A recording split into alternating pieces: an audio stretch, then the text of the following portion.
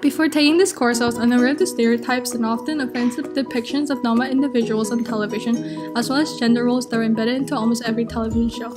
After taking this course, I learned how prevalent they were and how it's difficult to find a television show that portrays Noma individuals in a different way, or a culturally accurate way, or a show that doesn't integrate gender roles into the show.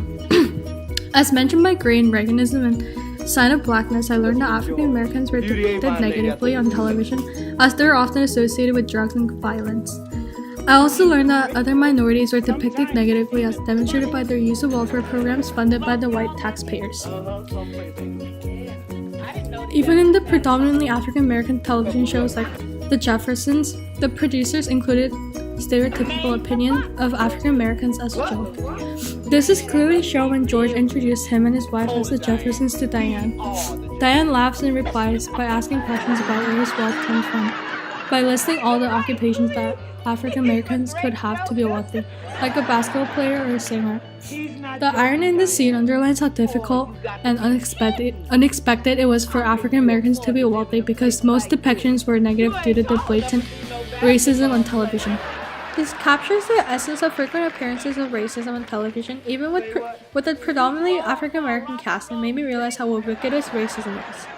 Through a cat, I not only learned about the racism that is prevalent on television, but I was also surprised to learn about how gender roles are embedded into the show. Usually, women are always seen doing chores, and they're always the happy carrying out their duties as a housekeeper. Similarly, Holovich, in her book Sitcoms and Suburbs, positioning the 1950s homemakers, mentions that wives are homemakers by default and enjoys doing chores because this pleases her husband. She also mentions that gender roles are even more emphasized with the architecture of the house, as wives are not given a private space but only has a kitchen in the living room.